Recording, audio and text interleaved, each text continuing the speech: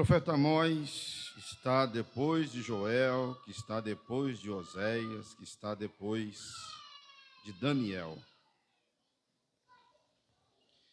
Capítulo de número 4.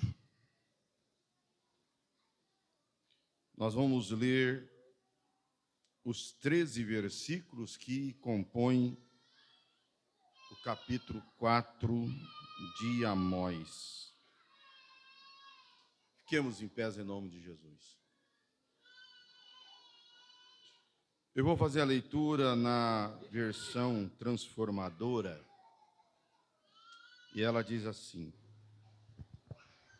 ouçam, vacas gordas que vivem em Samaria, mulheres que oprimem os pobres, esmagam os necessitados e pedem aos maridos: tragam-nos mais bebida. O Senhor soberano jurou por sua santidade. Chegará o dia em que serão levadas com ganchos no nariz. Até a última de vocês será arrastada como peixe no anzol. Serão levadas para fora pelas ruínas do muro e expulsas de suas fortalezas, diz o Senhor. Andem, vão a Betel cometer pecados. Continue a desobedecer em Gilgal. Ofereçam sacrifício todas as manhãs e tragam seus dízimos a cada 3 dias. Apresentem seu pão com fermento como oferta de gratidão. Entregue suas ofertas voluntárias para saírem se gabando delas. É o tipo de coisa que vocês, israelitas, gostam de fazer, diz o Senhor soberano.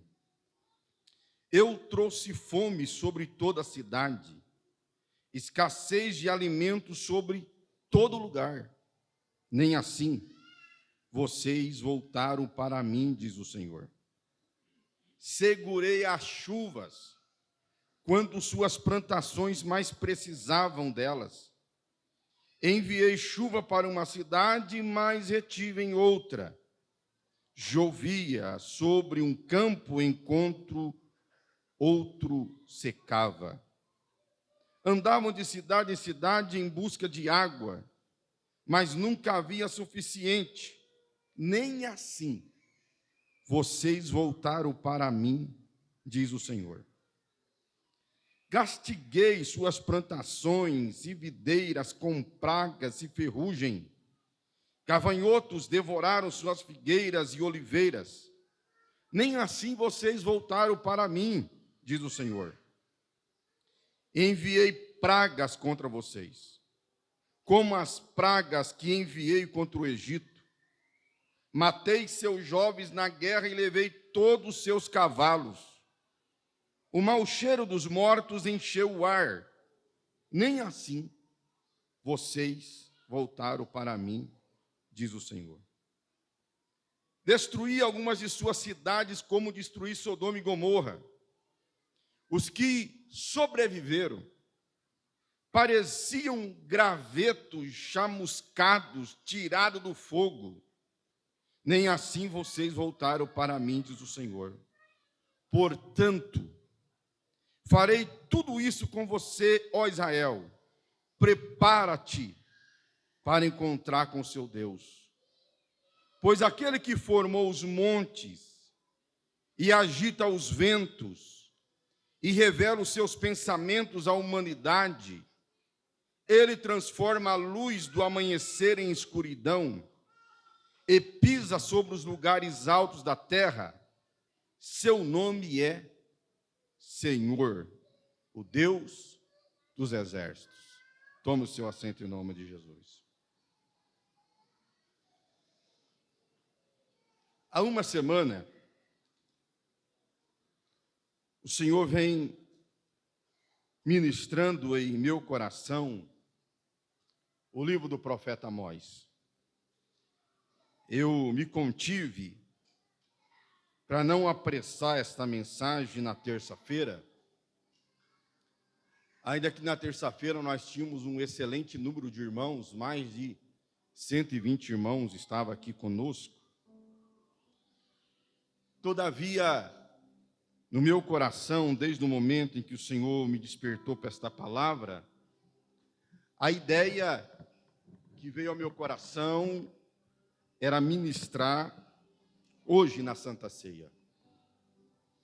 Eu confesso aos irmãos, os irmãos têm experimentado isso nesses quase 3 anos que eu estou aqui, que culto de Santa Ceia, eu tenho que é um culto em que nós devemos trazer à memória a morte e ressurreição de Cristo, lembrar de onde Deus nos tirou, lembrar da escravidão de onde o Senhor nos resgatou, para então nós participarmos do corpo e do sangue do Senhor, conscientes que foi a graça de Deus que nos alcançou e que nos trouxe até aqui.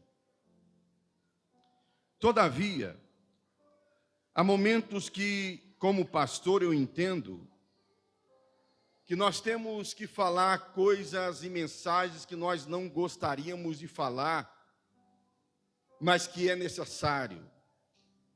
Eu nunca gostei, desde que eu me envolvi no ministério, que eu comecei a entender o que era ministério, o que era ser pastor, eu nunca gostei de trazer uma mensagem que alguém pudesse entender como uma maldição do pastor sobre a igreja. Todavia, eu também entendo que eu não tenho que gostar ou que não gostar. Eu tenho que ser fiel àquilo que Deus me manda fazer. E desde então, de segunda-feira, Deus me trouxe o livro de Amós ao coração. E eu relutei, digo isso diante de Deus, mas eu me dobrei à vontade soberana de Deus. Primeiro que nós devemos que entender que Amós, ele não é um profeta propriamente dito. Só dizer, pastor, mas você diz livro do profeta. Sim, livro do profeta. Mas, quando Deus foi levantar um homem para ministrar sua palavra, e Amós profetizou entre o ano 765 a 750, nesse período de 15 anos foi que o Senhor levantou. Quando o Senhor olhou para o seu povo, para a nação de Israel, para a nação de Judá, e ele viu a necessidade de levantar um profeta para falar a sua palavra, Deus não foi na escola dos profetas, nos profetas profissionais. Havia na nação de Israel aqueles profetas que eram considerados profetas profissionais. Eram homens que frequentaram a escola de profetas. E na escola de profetas, por exemplo, quando você lê o livro de 1 Reis, 2 Reis, no ministério de Eliseu, fala dos filhos dos profetas, alunos dos profetas, porque era a escola onde eles aprendiam a interpretar os acontecimentos. Eles interpretavam os acontecimentos que estavam acontecendo na nação de Israel, e com base naquilo eles traziam a vontade e a revelação de Deus. Mas quando Deus foi levantar alguém nesse período para profetizar sua palavra, ele não foi na escola dos profetas, ele foi no campo. A Bíblia diz no primeiro versículo do capítulo 1, que esta mensagem acerca de Israel foi dada a Amós, pastor de ovelhas. Ele habitava na cidade de Tecoa, em Judá. Ele era da nação do sul. E Deus foi lá em Tecoa, na cidade de Judá, e levanta um homem para profetizar em Israel. Quando você lê o capítulo de número 7, versículo de número 14, quando no versículo 10 seguir, diz que Amós e Amazias, o sacerdote de Betel, eles expulsaram Amazias expulsou Amós da nação de Israel, Samaria. Falou, volta para ajudar de onde é a sua terra. E ele vai dizer no versículo de número 14, Amós respondeu, não sou profeta. Nunca fui treinado para ser profeta, ou seja, eu não frequentei escola de profetas. Sou apenas um boiadeiro e colhedor de figos. Ele não era profeta propriamente dito, segundo aquilo que nós entendemos na cultura judaica. Mas Deus o levantou e lhe deu uma mensagem exortativa e dizendo para a nação que iria destruí-los. É interessante que quando você começa a ler o livro, capítulo 1, no versículo 3, ele começa profetizando contra Damasco, que era a capital da Síria. Deus diz, olha, os habitantes de Damasco pecaram repetidamente, não deixarei que fiquem impunes. Versículo de número 6, a mensagem agora vem para Gaza, os habitantes de Gaza pecaram repetidamente, não deixarei que fiquem impunes. Versículo 9, a mensagem é para Tiro. Os habitantes de Tiro pecaram repetidamente, não deixarei que fiquem impunes. Versículo 11, a mensagem é para Edom, a mesma forma, os habitantes de Edom pecaram repetidamente, não deixarei que fiquem impunes. Versículo 13, a mensagem é para Amon, novamente, os habitantes de Amon pecaram repetidamente, não deixarei que fiquem impunes. Capítulo 2, versículo 1, a mensagem é para Moabe. A mesma frase, os habitantes de Moabe pecaram repetidamente, não deixarei que fiquem impunes. Agora a mensagem é para Judá, é para o povo de Deus. E presta atenção, os habitantes de Judá pecaram repetidamente, não deixarei que fiquem impunes. Versículo 6, a mensagem é para Israel, povo de Deus. Assim diz o Senhor, os habitantes de Israel pecaram repetidamente, não deixarei que fiquem impunes. As primeiras cidades e nações, Damasco, Gaza, Tiro, Edom, Moabe, Amon, são gentios. Não são da linhagem da aliança de Abraão. E o Senhor diz que vai castigá-los porque eles pecaram. Mas também, Deus, ele fala com o seu povo. E o mesmo castigo, da mesma forma que ele fala com o povo lá de fora, Deus fala com o seu povo. Tanto com Judá, quanto com Israel. Os habitantes de Judá, os habitantes de Israel, pecaram repetidamente. Não deixarei que fiquem impunes. Porque muitas vezes nós temos o engano de achar que Deus pesa a mão daqueles que estão lá fora. E aqueles que são filhos dele, ele não vai castigar.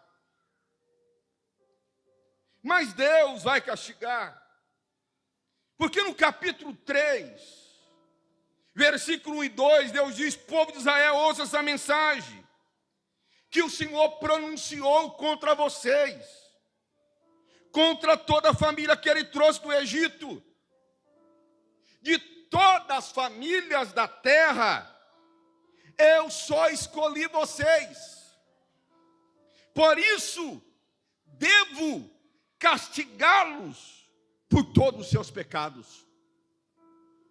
Deus diz, eu vou castigá-los, as nações vizinhas vou. Mas quando eu fui chamar um povo, quando eu fui escolher um povo, eu escolhi vocês. E porque eu escolhi vocês, está inerente ao texto, implícito no texto, que se Deus escolheu, então tinham que ser diferente, tinham que ser santos, tinham que ser devotos a Deus, tinham que ser adoradores que buscavam a Deus. E Deus diz: eu escolhi só vocês. E porque eu escolhi vocês, e vocês não estão andando na linha, eu devo castigá-los por todos os seus pecados.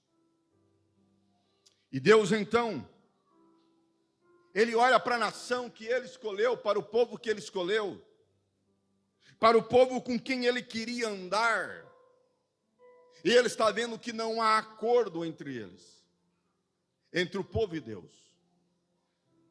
Porque o povo quer viver uma vida de indolência, e Deus quer que o povo viva uma vida dinâmica, e não está dando acordo. E aí no versículo de número 3, do capítulo 3, o Senhor diz: acaso duas pessoas podem andar juntas se não estiverem em acordo? Você anda com alguém que não concorda com você? Você chama uma pessoa que não concorda com você, que não tem acordo com você, para andar com você, para sentar com você, para celebrar com você? Não, você chama quem tem acordo com você. Aí Deus está dizendo assim: como é que eu vou andar com vocês, se entre nós não há acordo? Se vocês não concordam e vocês não aceitam o que eu falo contigo.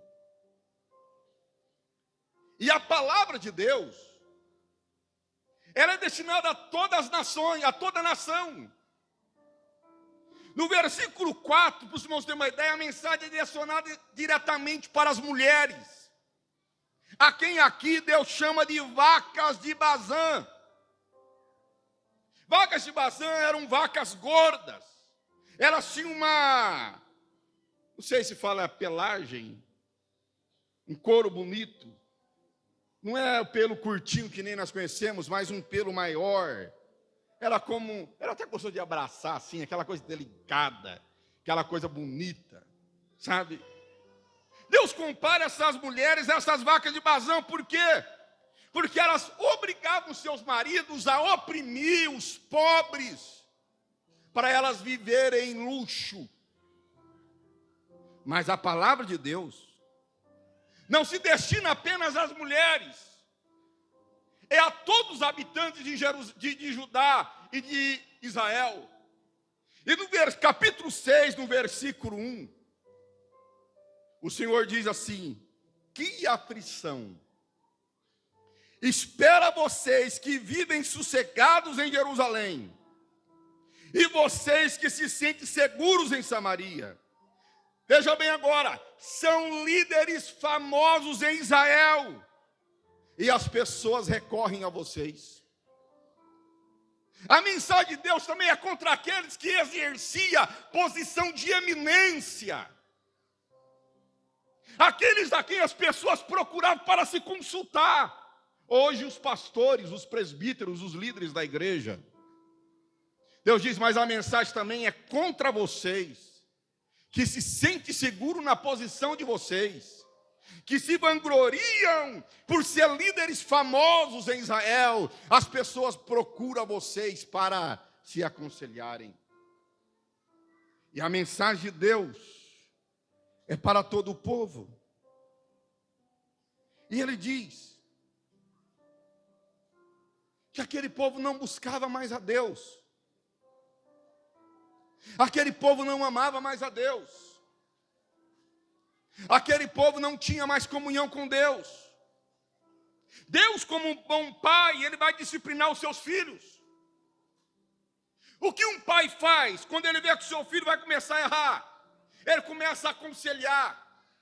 Não é isso? Ele aconselha primeiro. depois insistir, dar um puxãozinho de orelha, depois talvez ele dá uma chinelada, até que um certo dia que ele não ouve mesmo, que o pai, na ira do pai, o pai vai lá e bate, até ele ficar mole. Isso não pode fazer não, que tá cadeia. Mas a minha geração, foi a geração assim. Aí Deus diz, no capítulo 4 que nós lemos, que Deus foi disciplinando o povo. Deus então, versículo de número 6, ele diz: eu trouxe fome sobre a cidade, eu trouxe escassez de alimento, mas mesmo assim vocês não voltaram para mim. Eu segurei a chuva quando as suas plantações mais precisavam de chuva, mas vocês não se voltaram para mim. Eu castiguei as suas plantações com pragas, com ferrugem, mas vocês não voltaram para mim. E eu enviei pragas contra vocês, mas vocês não se voltaram para mim. Aí chega, no versículo de número 12, que por muitas vezes nós tivemos festas em nossas igrejas, e que foi colocado esse tema como a volta de Jesus: prepara-te, ó Israel, para te encontrares com o Senhor teu Deus. Só que aqui, Deus não está falando de volta de Jesus. Aqui a tradução literal seria: põe a tua barba de molho, porque vocês não me ouviram até agora, mas agora eu virei para prestar conta com vocês. Deus está dizendo: tudo isso que eu mandei, falta de água, escassez, fome, foi apenas um ato para despertar vocês. Mas vocês não despertaram, vocês não se voltaram para mim. Então agora eu virei para julgá-los. Prepara-te, põe a tua barba de molho, porque agora eu virei e eu destruirei vocês. Quem está falando isso é o pastor Saulo? É a palavra de Deus. Eu só estou lendo o que está na palavra de Deus. Mas Deus diz àquele povo, no capítulo 5, versículo de número 6, busquem o Senhor e vivam. Do contrário, Ele passará por Israel como um fogo e destruirá por completo. Não haverá em Betel ninguém que possa apagar as chamas. Deus está dizendo: eu virei. Mas ainda há uma esperança. Qual a esperança? Busquem ao Senhor. Se arrependam dos seus pecados. Se arrependam da insolência, da indolência. Se arrependam da preguiça. Se arrependam do abandono que vocês vão viver. Agora eu começo a contextualizar o texto da palavra de Deus. Porque no capítulo 7, versículo 7, porque eu olho aqui, todo mundo aqui, e vocês olham para mim, para minha esposa, e parece que está todo mundo certinho. Parece que está todo mundo certinho. Quantas pessoas falam: pastor, eu não fui na igreja na terça por causa disso, daquilo. Eu sou homem, eu não conheço o coração, eu não conheço, eu não. Ah, pastor, eu não fui porque isso aqui, aquilo acolá, por isso que eu faltei tal dia. Eu não tenho que discutir. Eu vou falar: você não tem que fazer isso, você tem que estar na casa de Deus. Mas quem sou eu? Eu não conheço seu coração, não conheço, eu não estava lá no momento que você fez isso. Aí no versículo 7, do capítulo 7, o Senhor dá uma visão para Amós. E a visão foi esta. Foi isso que ele mostrou em outra visão. O Senhor estava em pé, junto a um muro, que havia sido construído usando-se um prumo, e segurava-se um prumo em sua mão. E o Senhor me perguntou: Amós, o que você vê? Eu respondi: um prumo. Então diz o Senhor: eu provarei meu povo com este prumo. Não fecharei mais os meus olhos para o que fazem. Eu sou pedreiro. E às vezes a gente chega para colocar um azulejo no banheiro, numa cozinha. E aí você vai dar orçamento, parece que está tão bonita a parede, não é assim, Vaininho? Quando não é a gente que rebola, fala, está bonito, olha, retinho e tal, isso que não vai ter problema. Aí quando você vai trabalhar, você coloca o prumo lá para poder conferir, para sair no lugar certo, 2, 3 centímetros fora de prumo, você fala, o que eu vou fazer aqui? A primeira visão parecia estar certa, mas quando você põe o prumo entrega todo o defeito. Deus diz assim: eu vou colocar um prumo no meu povo. Eu vou prumar. E eu não vou fechar mais os meus olhos para aquilo que eles fazem. Porque por um tempo, por misericórdia, o Senhor via, mas fechava o olho para não ver. Sabe? Muitas vezes acontece isso na igreja, a gente como pastor, você está vendo, mas você fecha o olho. Fazer de conta que não está acontecendo, porque se você for falar, o povo sai da igreja. E Deus faz isso. Porque é o momento que nós estamos pecando e Deus, não, eu vou fazer isso quando eu nem estou vendo, porque se eu ver, eu tenho que matar, eu tenho que destruir, eu tenho que castigar. Mas Deus diz, agora eu vou pôr o prumo. E agora eu não vou fechar mais os meus olhos para aquilo que eles fazem. E Deus então,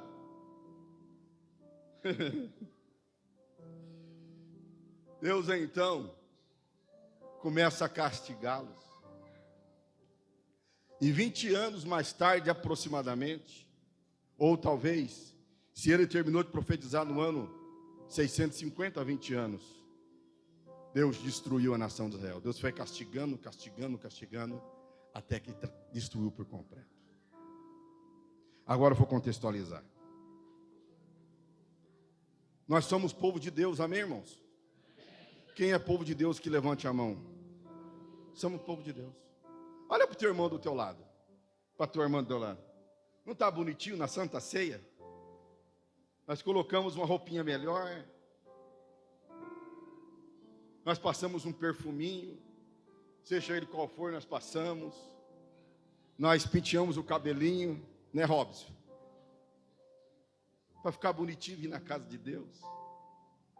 E eu olho para o irmão Luciano olha para mim, olha como o meu pastor é feio, mas é engraçado. Eu olho para o Luciano e disse, mas que Luciano, como é bonitinho, Luciano. O Eric ali, que tirou o óculos, está falando que está bonito demais agora. Estava até deixando o bigode, né, Eric? E nós olhamos, está tudo igual, tudo bonitinho, tudo perfeito. É povo de Deus, é irmão, é lavado no sangue de Jesus, é comprado com o sangue de Jesus. Só que Jesus está olhando do céu, e Ele conhece o oculto do nosso coração. Ele conhece quem nós somos de verdade. Ele não conhece você como eu te conheço, cabra bom, gente boa, que pega na minha mão, dá um sorriso para mim, fala, está tudo bem, e eu falo, também está tudo bem. Não, Ele conhece intimamente. Ele me conhece intimamente. Ele conhece os nossos enganos e as nossas mentiras. Ele conhece as nossas desculpas esfarrapadas, as nossas mentiras deslavadas, para não servi-lo, para não adorá-lo. Porque as mentiras servem para mim, a minha mentira serve para você. E a Bíblia diz, até foi o Vitinho que falou aqui há poucos dias para mim, que ele estava sentado aqui na frente, passou alguém, e disse, é dessa igreja, disse, sou dessa igreja. Ele disse, mas essa igreja aí só tem mentiroso. Ele diz, é verdade, só tem mentiroso. Ele não estava mentindo, porque a Bíblia diz, seja todo homem mentiroso e Deus verdadeiro. E ele cita isso para a pessoa. Deus, Ele conhece as nossas mentiras. Aquilo que nós falamos um para o outro para tentar abafar, esconder a nossa falta, a nossa miséria, a nossa ausência.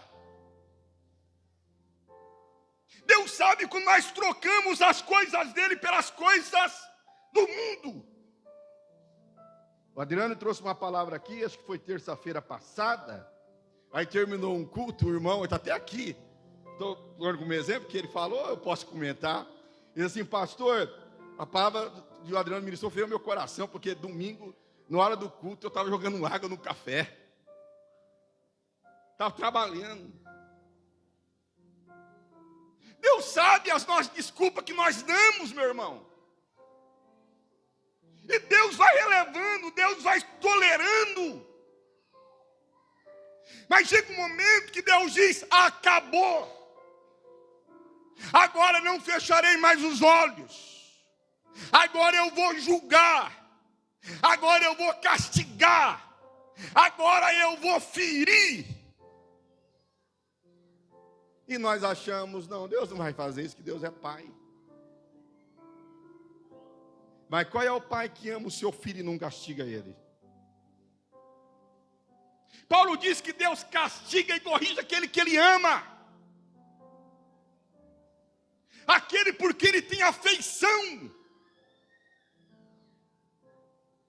E é o profeta Amós que o Senhor diz que não vai fazer nada. Versículo 7 do capítulo 3, certamente o Senhor soberano não fará coisa alguma, sem antes revelar os seus planos aos seus servos, os profetas. Deus fala. E quando Deus fala para que nós nos consertemos. Deus fala para que nós mudemos as nossas vidas. Ah não, mas eu não posso, eu tenho tanta coisa para fazer. Glória a Deus. Mas tudo aquilo que você põe no lugar das coisas de Deus é pecado contra Ele. Até mesmo o casamento em que Deus não está é pecado. Ele diz, quando o Senhor vir, vai ser como nos dias de Noé que casavam e davam em casamento. Mas casamento é pecado? Não é pecado, é bênção e tem que casar mesmo. Mas quando isso é feito, colocando Deus fora, é pecado contra Deus. E nós começamos a fazer ídolos na nossa vida. Nós fazemos do marido, nós fazemos da esposa, nós fazemos do filho, nós fazemos de um pé de café, nós fazemos de um carro, nós fazemos de uma profissão, nós fazemos o Deus na nossa vida. E aí, eu um dia lá no culto, está tudo certo. Foi começando assim na Europa. Da onde veio o Evangelho. Paulo pregou na Europa e de lá o Evangelho começou a espalhar para todo mundo. As igrejas na Europa fecharam, se tornaram em bares, em boates. As pessoas começaram a se tornar ateus, é onde tem o maior número de ateus. Pessoas que antes eram crentes, agora são ateus. Porque começou a relevar, não, isso não tem importância, eu não preciso dar 2 dias, 3 dias na igreja, eu não preciso ir na escola dominical, não preciso ir no culto de ensino, não preciso ir no culto de Santa Ceia. Nós trocamos a Santa Ceia por qualquer coisa. Dói em meu coração como pastor, quando eu ouço umas pessoas dar desculpa esfarrapada para não estar na Santa Ceia, que é o dia principal da igreja. Acabou a igreja lá. Estão indo para o inferno. E eu pergunto para vocês, não é isso que está acontecendo em Nova Resende?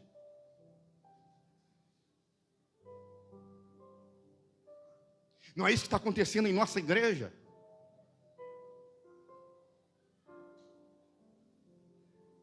Há pouco dia até coloquei um vídeo que eu achei interessante lá no grupo da igreja, porque é uma verdade. Nós temos que começar a fazer as coisas, mudar, para tentar chamar o crente para a igreja.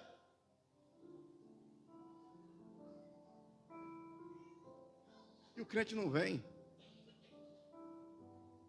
Ele não está preocupado mais em cultuar Deus.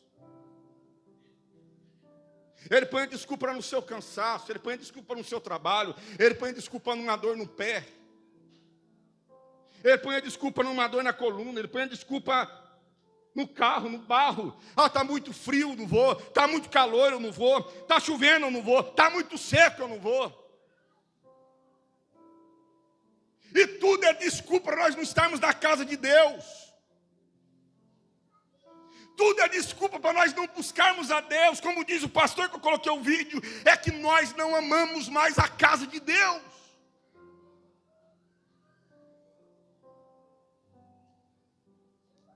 E os nossos compromissos estão à frente do compromisso de Deus. Mas olha o que a Bíblia diz. Capítulo 8, versículo 11. Está chegando o tempo. Repita comigo assim. Está chegando o tempo. Vamos lá, 1, 2, 3. Está chegando o tempo. Tempo do quê, pastor?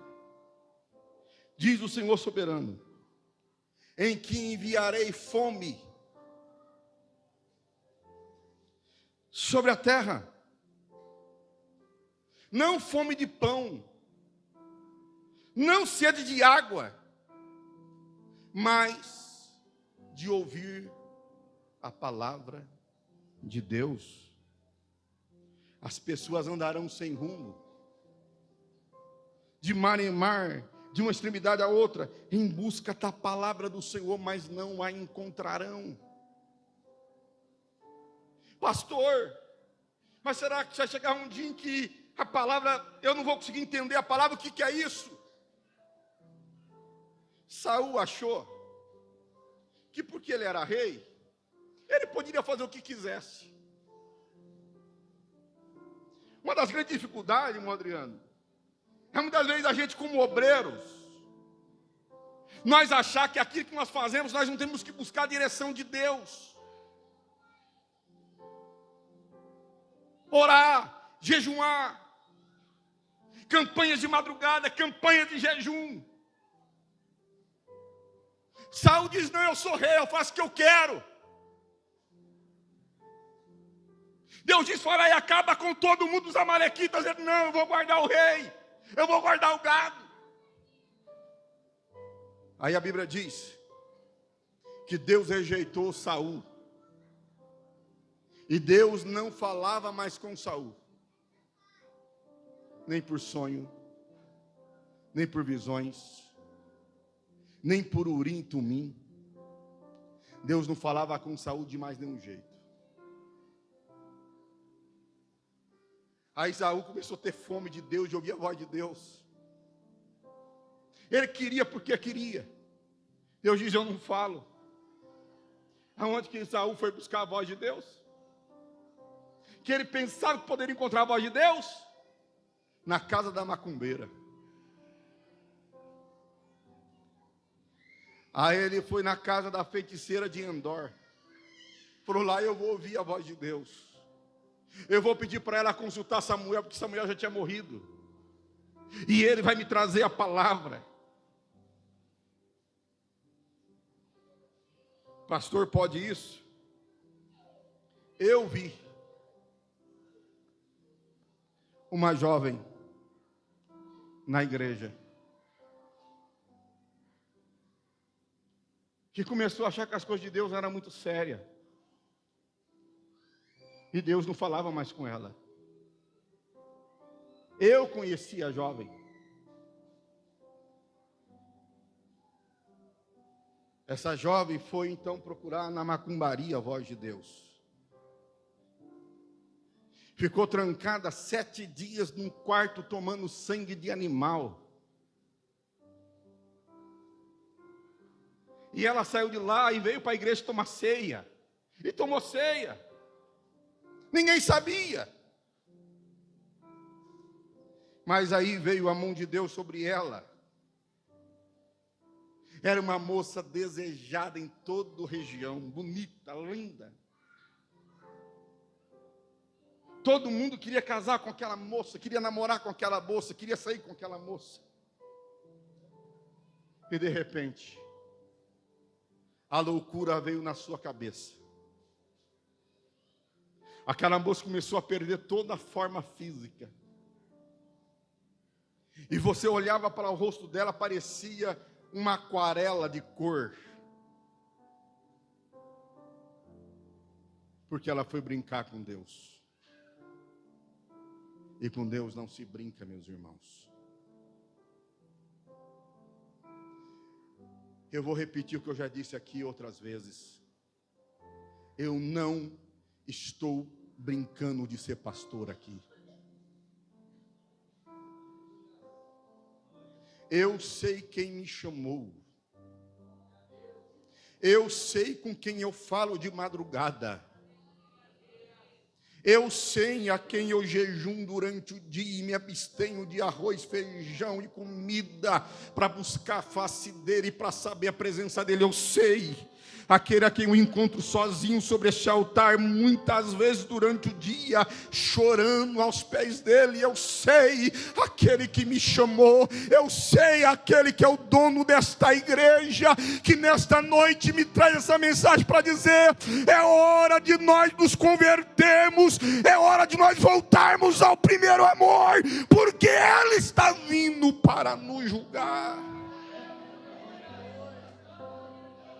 Aleluia. Só que eu também sei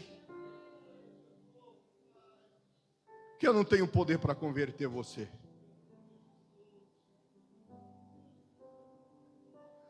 Eu não tenho poder de convencer você. A minha obrigação é ministrar a palavra. A minha obrigação é orar, é jejuar, é buscar a face dele, a direção dele, chegar aqui e ministrar a palavra dele. Agora, o convencimento, a conversão, é o Espírito Santo que faz. E sabe o que já me aconteceu algumas vezes? Eu ouvi pessoas dizer assim: não, a partir desta mensagem eu vou ser totalmente diferente, eu sou outro.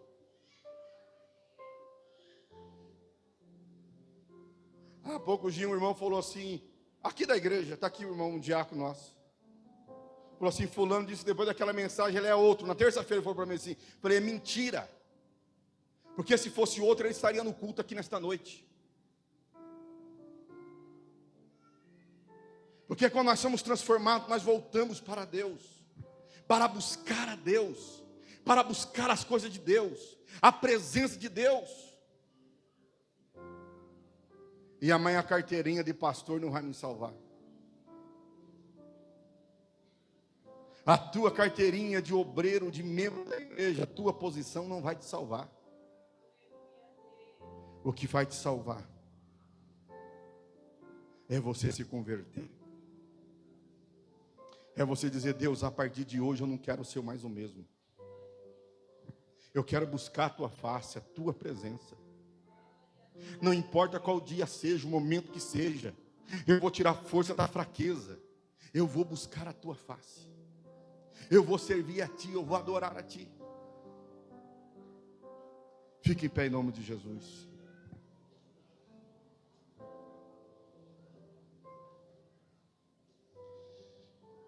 Amós ministrou a palavra.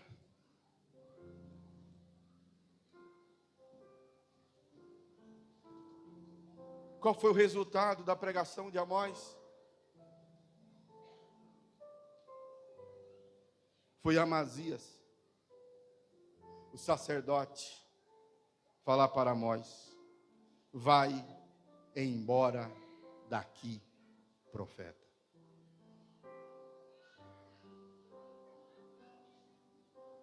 Eles não ouviram a voz de Deus. Eles não ouviram o profeta. Eles disseram: vai embora daqui, profeta.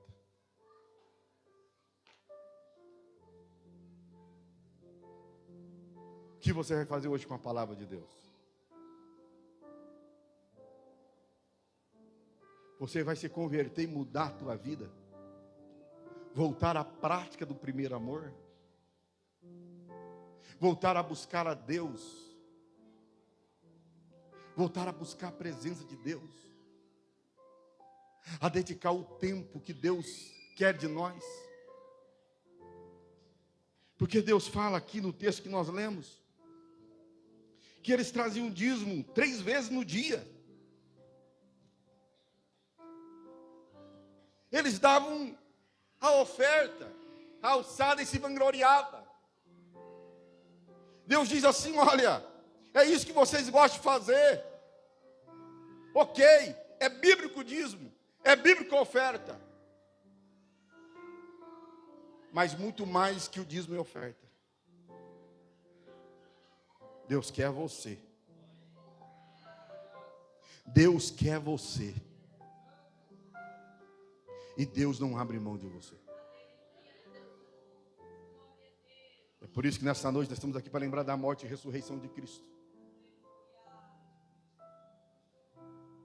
O Cristo que morreu por nós, que derramou o seu sangue puro.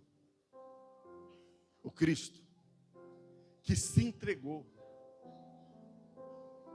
Há poucos dias uma irmã que estava numa campanha de jejum e oração me procurou para dizer uma revelação. Ela uma hora vai testificar isso na igreja ainda.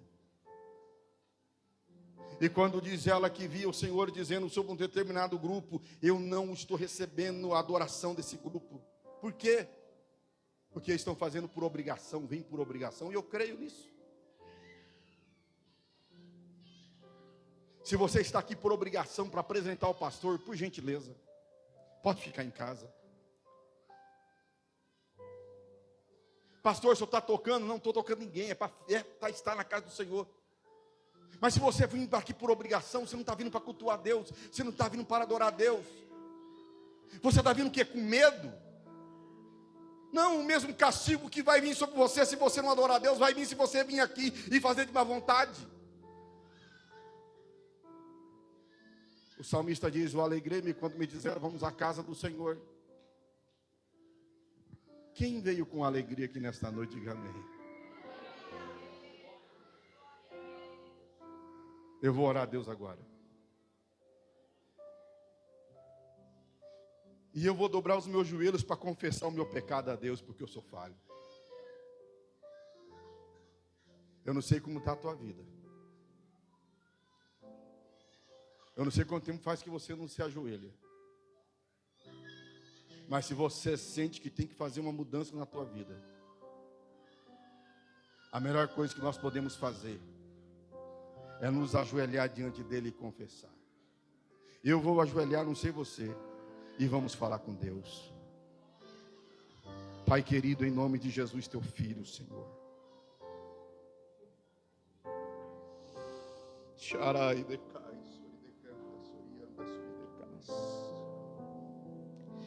Eu sinto o peso da tua palavra sobre os meus ombros. Eu sinto o peso da responsabilidade da palavra que o Senhor me confiou.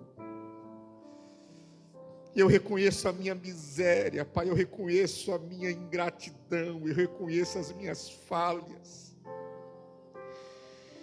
Senhor, aqui está a tua igreja diante de ti, ó Pai.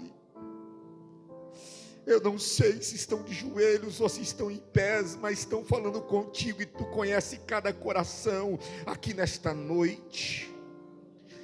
Espírito Santo, tu és aquele que conhece o nosso interior. Tu é aquele que intercede por nós com gemidos inexprimíveis, ó Pai. Espírito Santo, eu oro a ti pedindo que a tua palavra venha entrar nos corações, ó Pai, aqueles que ouviram a entender e aqueles que entendem que tem que haver uma conversão, uma mudança do coração. Eu oro, Pai, faça pelo teu Espírito aqui nesta noite, Deus, e assopra sobre esta igreja pelo teu Espírito e perdoa-nos de todos os nossos pecados, de toda a nossa indolência, de todas as nossas falhas, e nos santifica para ti. Deus, aqueles que clamam o teu nome, aqueles, Senhor, que oram a ti, Pai, reconhecendo que não são nada, que são pó e cinza, reconhecendo que são pecadores, ó Pai, perdão agora. E eu peço a ti, Espírito Santo, enche o teu filho, enche a tua filha, e aquele que não falava mais em mistério, que possa falar agora, e aquele que nunca falou, que possa ser batizado com o teu Espírito Santo e com fogo. Shai de canta, sori de cai, sei de canta. Eu oro a ti, ó Pai, Espírito Santo, quebra os laços de Satanás aqui nesta noite, quebra as cadeias do inferno, quebra as correntes do inferno e põe liberdade, ó Pai, põe liberdade, ó Pai, o teu filho que está buscando a tua face, a tua filha que está buscando a tua face, põe liberdade pelo teu Santo Espírito, para que nós vivemos uma vida nova, uma vida cheia da tua glória, cheia da tua presença, e que busca a tua face. Ai, decai, sori decanta, sorianda, sori decai. É a tua palavra, Pai. É a tua igreja que nesta noite, Senhor, é a tua igreja, comprada com teu sangue, santificada por ti, Senhor. Eu sei, o Senhor sabe o tempo da minha partida deste lugar, o Senhor sabe o tempo que aqui estarei, mas no tempo que aqui estiver, eu quero ser fiel àquilo que o Senhor tem colocado em meu coração, eu quero ser fiel àquilo que o Senhor tem me revelado, eu quero ser fiel àquilo que o Senhor tem me dado, Senhor. Então, Pai, eu creio também na tua fidelidade sobre a minha vida e sobre esta igreja, Pai, em teu nome, Jesus, em teu nome, Pai, eu peço a ti, sobre a tua igreja que está de joelhos, Senhor, ó Pai, enche o teu filho e a tua filha do teu Espírito Santo, aquele que está buscando a ti, Pai, em comunhão, aquele que está buscando a ti em confissão. Espírito, assopra, assopra, assopra, assopra, assopra, e batiza, e renova, e cura, Pai, e cura, Senhor, e cura, Jeová. Ai, decanta, sori, decai. Ai, decanta, sori, ai, sori, decanta, sori, decas. Em nome de Jesus, põe-se em pé adorando o Senhor.